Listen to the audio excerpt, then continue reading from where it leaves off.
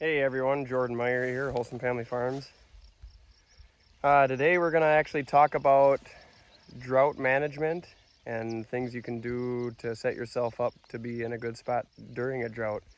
Obviously, none of us plan for having a drought, you know, at the beginning of the season. We don't want to think it's going to be a bad year ever. We always want to think it's going to be a good year, but unfortunately, we do get dry spells and yeah. So basically, setting yourself up at the beginning of the season and seasons beforehand can make huge differences in how the season will turn out for you and stuff like that. So stay tuned. We're gonna get things set up here. We're gonna set this bat latch up here. We just got done setting the water tank up in the new spot.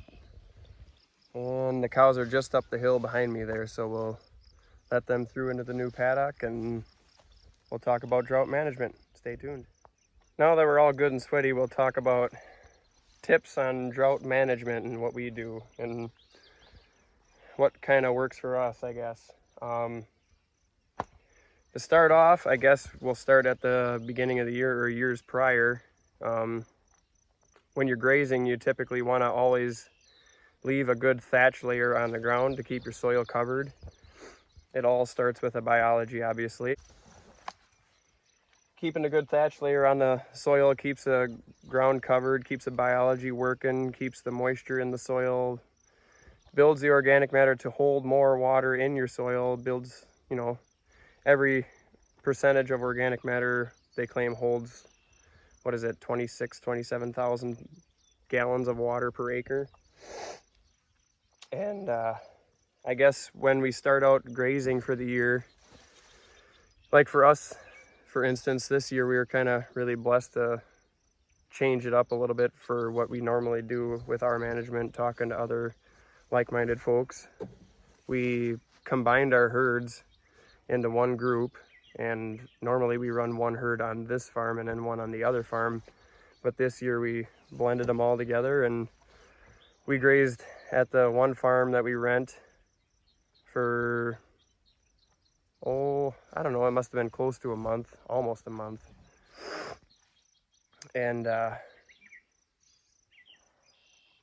we skipped a lot over there. We left a ton of grass behind, and we didn't even graze some of it either because we had a lot of good diversity over there in certain spots, and some of that wasn't really mature and nice and headed out grass like you see behind me here.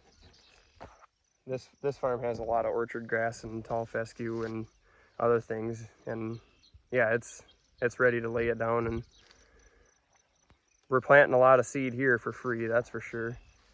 We're trying to move at least once a day, try to do multiple times a day, because we want to slow your cattle down too, because going into a drought, you don't have as much ahead of you. It's not growing anymore. It's not recovering as much because you haven't had a good rain to have it recover. I haven't checked over our stuff that we've already gone over, but I'm assuming it's recovering pretty well because we didn't take a whole lot, and it was after we had a little bit of rain to start with for the season. We haven't had rain here in a good month now, and the rain that we did have before that was like 3/4 of an inch. I believe we got it on this farm and the other farm that we graze. But other than that, we've had you could pretty much count the rain in drops, and it's getting really dry. But we weren't planning on grazing this way for drought reasons. We were planning on grazing this way to save on labor. Just swallowed a bug. To save on labor, to save on wear and tear on our vehicles, time. It all adds up big time. And then the other benefits that you have with that is you get way more of a herd impact and herd effect on your grazing, and you can have more of a even graze when you have a bigger herd like that. And like thistles aren't as much of an issue because they're working and trampling. It's just a bigger engine that you're working with. Like moving into new paddocks, you have that many more head that's running through that little bat latch that you have. Everything just improves and gets better. The trampling and all of that, it's just so many benefits to it.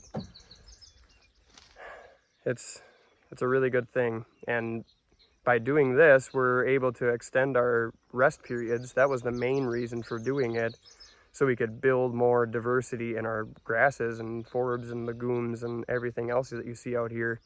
We're shooting for longer rest periods mainly for that reason, but when you're shooting for the longer rest periods, you're setting yourself up to be better off during a drought like we are right now. You know, I wasn't planning on not having rain for this long, but since I was planning to graze this way and get as long of a rest period as I can, now I set myself up for a lot more grass in front of me, and that's just one blessing right after the other by doing that.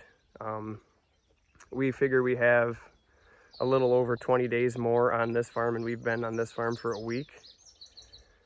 So we should get a month out of this farm, and we have 231 head on this farm right now, and that's 100 acres here. And yeah, by the time we get back to the other farm to start where we left off, or to start grazing over there where we started grazing, it'll be well over a 50-day rest period. And with this kind of a weather that we've been having and no rain, you need as long of a rest period as you can. Oh, doggone horsefly got me in the finger. Couldn't whack him very good. I was holding the camera.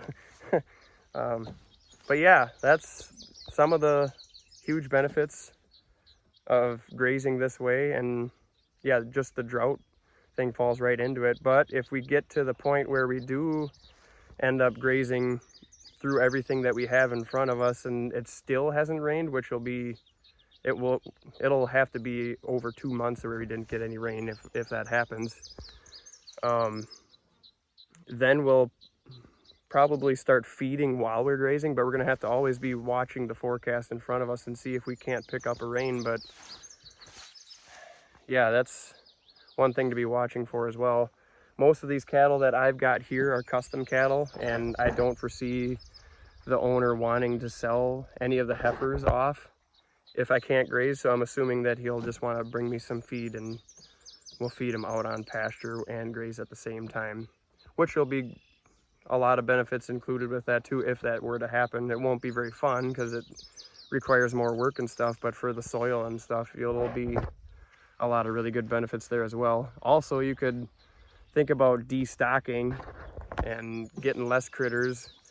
Like instead of feeding the hay, you could just dump some cattle, and then you'd be buying yourself more time that way too to get through your drought. So if you had a bunch of stocker cattle and you were planning on selling them anyways, you could dump them early and then be able to take your cow herd through the summer or whatever you were planning on doing. It's all up to you on what cattle you want to keep and so on. But if you have some lower end animals and stuff that you kind of thought you maybe should have gotten rid of anyway, it might be a good idea to think about getting rid of those going into it. Cattle prices are really high on cull animals. The slaughter prices are really good right now, so that's a good blessing too if someone were to, or was thinking about getting rid of some animals. But yeah, if there's any other questions or anything on that, I would be glad to help out and just share what we've done and what's worked for us.